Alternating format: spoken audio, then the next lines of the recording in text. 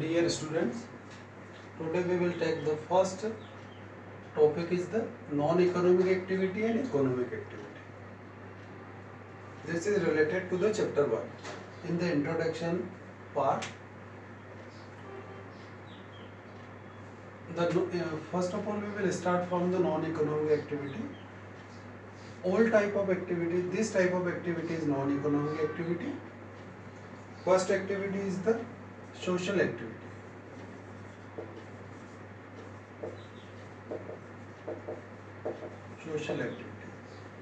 Social activity में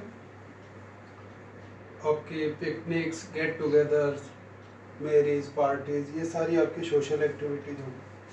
फिर religious activities,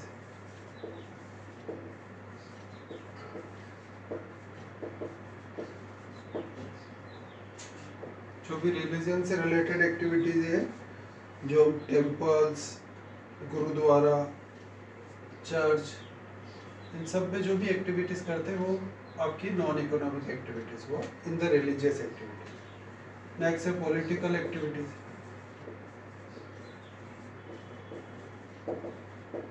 parties वगैरह से रिलेटेड।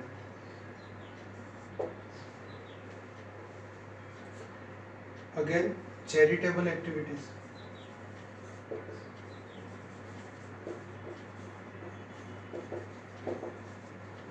सोशल वेलफेयर से रिलेटेड जो चैरिटेबल ट्रस्ट है, वहाँ पर जो भी गेट टुगेदर्स होती है वो सारी नॉन इकोनॉमिक में आती है। जैसे आपके डोनेशन से रिलेटेड हो सकता है, एनजीओस वगैरह।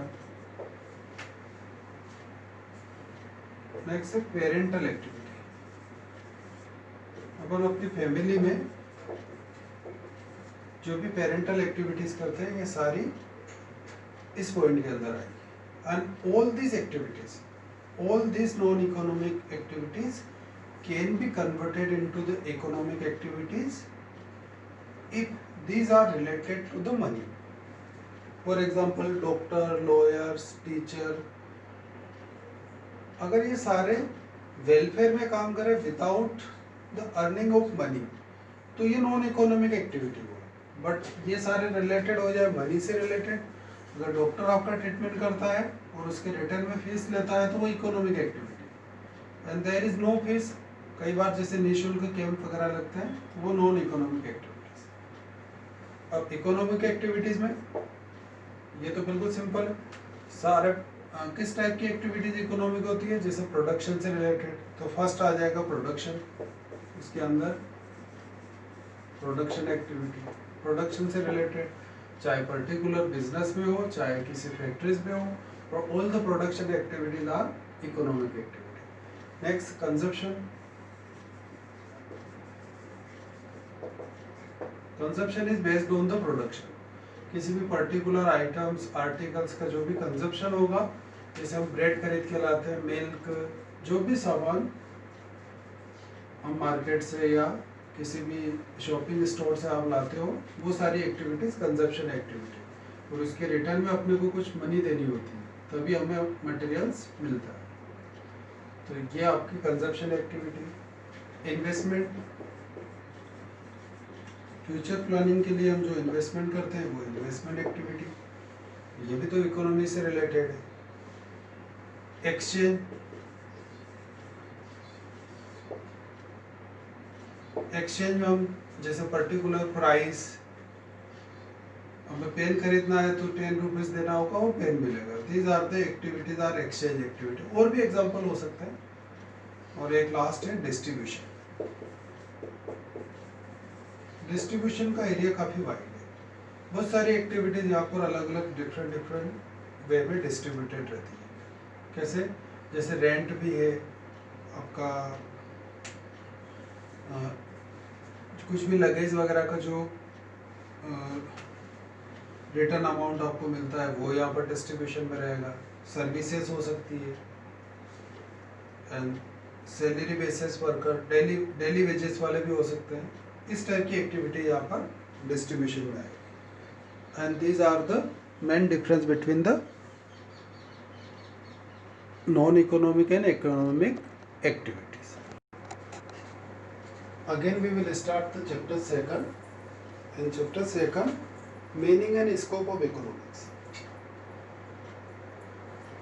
In this chapter, first topic is quantitative and qualitative data. दो टाइप के डेटा होता है. हम डेटा को कलेक्ट करते हैं तो डेटा आपके क्वांटिटी में भी हो सकता है और क्वालिटेटिव में. अब देखो डिफरेंस समझना क्या होता है. When information or observations are recorded in the numbers, information numbers के अंदर हो बट numbers में भी डिफरेंस रहेगा. कैसे? when information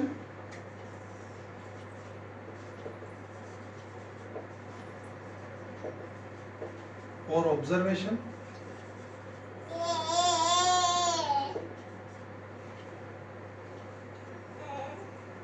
are recorded in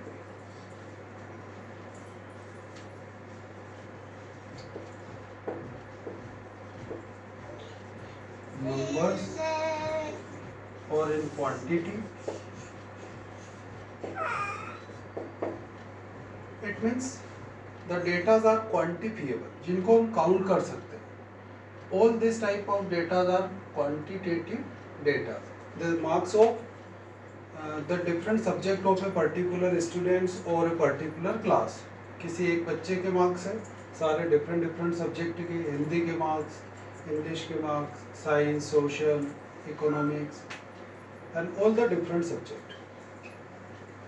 These are the quantitative data.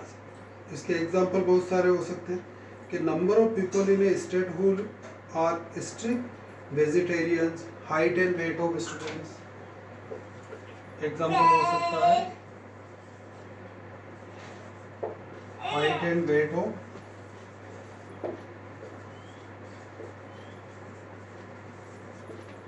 Students. Simple सा मीनिंग है, जो क्वांटिफिएबल है वो quantitative data. And this data are not quantifiable, जिनको हम काउंट नहीं कर सकते, वो आपके होंगे क्वालिटेटिव डेटा. कैसे? देखो इसका डिफरेंस देखना कि non quantifiable data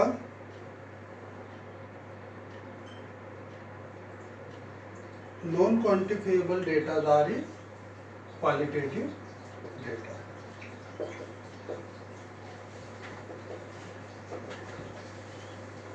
Non-quantifiable data are qualitative data. अब नॉन क्वांटिफिएबल का मीनिंग समझिए.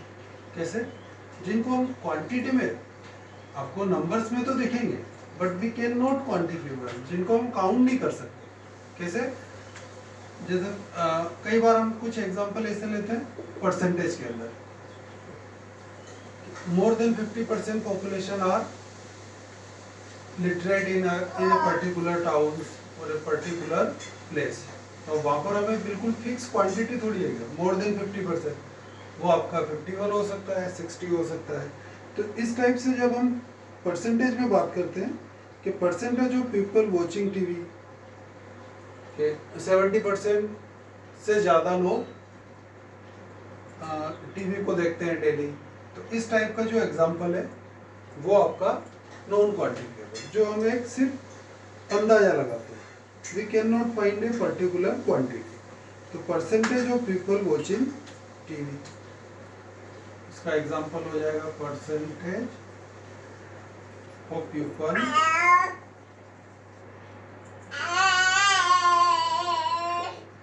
वॉचिंग टीवी और रीडिंग न्यूज़पेपर. एक पर्टिकुलर सिटी पे हो सकता है कि more than 60% persons daily newspaper पढ़ते हैं.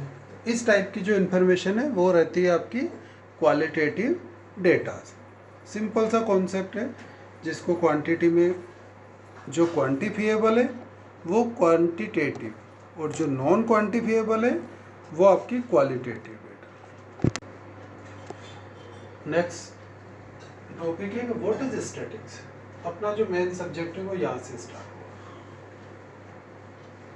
First of all what is statistics. अभी अपनों ने बात करी quantitative data and qualitative data. In statistics we studied the quantitative data but not at all the quantitative data.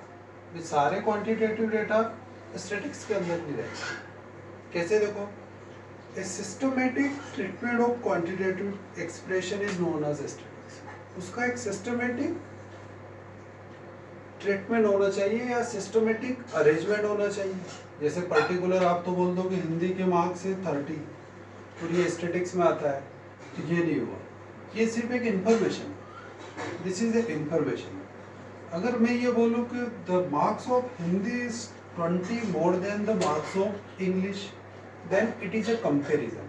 यहाँ पर कंपेरिजन होता है, तो this information is the statistics. So the systematic treatment of systematic treatment of quantitative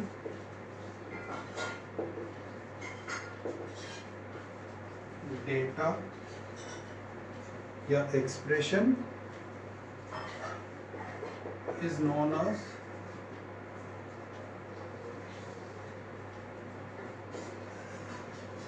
statics. आपका systematic treatment होना चाहिए। Not all the quantitative expression are statistics, we will see that certain condition must be fulfil. एक particular condition fulfil होना चाहिए, वो एक proper manners में हो और जिसमें कुछ भी आपका, because economics as a science, so this concept is also included.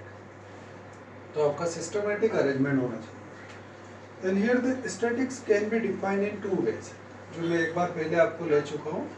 उसको थोड़ा इस टॉपिक को वापस यहाँ पर एक बार और देखते हैं। Statistics can be defined in 2 ways, simple सा है, singular and plural. In the singular sense and plural sense.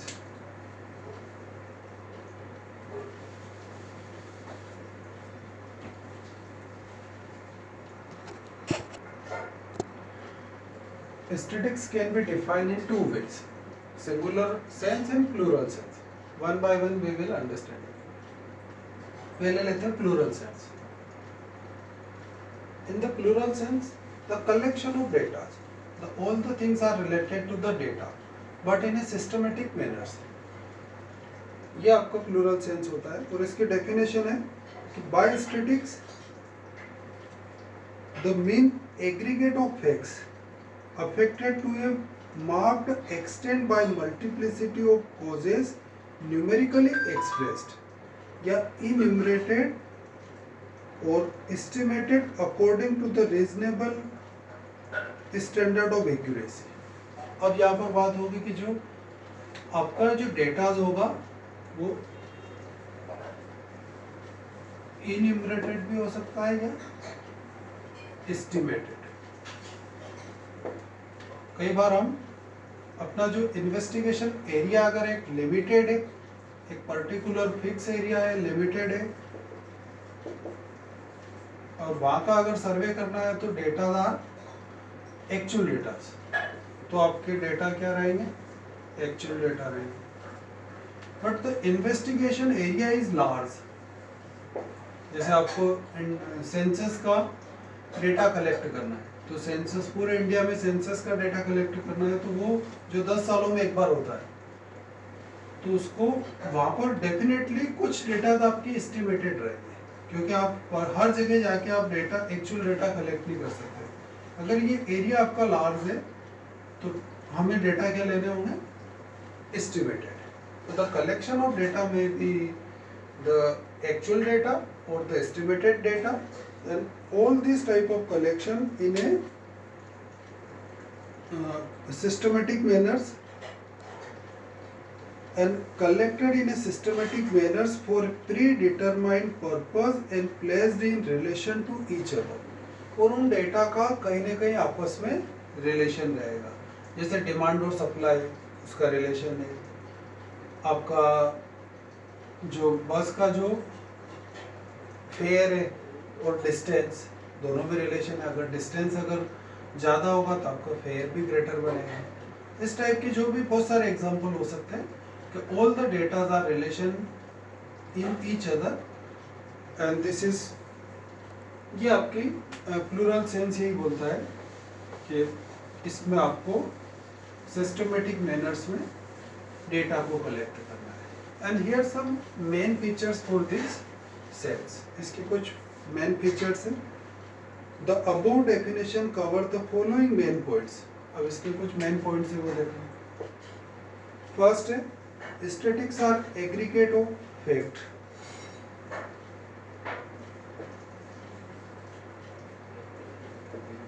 Aggregative of facts, यहाँ पर डेटा आपके क्या रहेंगे? A single observation is not a statistics. देखो यहाँ पर ये एग्रीगेट ऑफ फैक्ट में क्लियर हो रहा है। सिंगल ऑब्जर्वेशन किसी एक पर्टिकुलर सब्जेक्ट के मार्क्स, सिंगल सब्जेक्ट के, is not a statistic but it is a aggregate of fact. सारे डिफरेंट सब्जेक्ट के हो सकते हैं, उनका एवरेज निकाल सकते हो, परसेंटेज हो सकता है, वो आपका aggregate of facts. This type of information is the statics. Second, statics are affected to a marked extent by multiplicity of causes. अब देखो यहाँ पर जो डिफरेंट causes के ऊपर बेस्ड है। अब कैसे देखो डिफरेंट causes कैसे? कि आपका जो इलेक्ट्रिसिटी बिल है, अपने घर का जो बिल है, वो किस पर बेस्ड रहेगा? हम कितना लाइट यूज करते हैं, तो नंबर ऑफ यूनिट्स या टाइमिंग, जितना ज़्यादा टाइम पे आप यूज़ करोगे। और ये भी हो सकता है कि डिफरेंट प्लेस का जो पर यूनिट रेट है वो वेरी कर सकता है। तो it is affected to a marked extent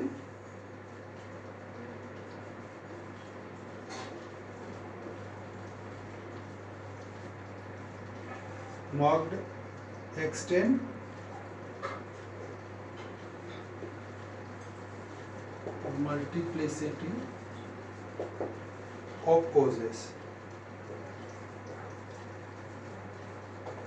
इसके डिफरेंट causes हो सकते हैं। नेक्स्ट पॉइंट है statistics are numerically expressed. Numerically expressed, ये भी सही है, ये तो आप क्लियर हो चुका। आपको डेटा तो आपके न्यूमेरिकली मिलेंगे, चाहे परसेंटेज में भी है तो भी उसको नंबर्स के अंदर तो रहेंगे। नेक्स्ट पॉइंट है कि स्टैटिक्स आर इन्यूमरेटेड और एस्टिमेटेड। यह भी मैंने एक्सप्लेन कर दिया आपको।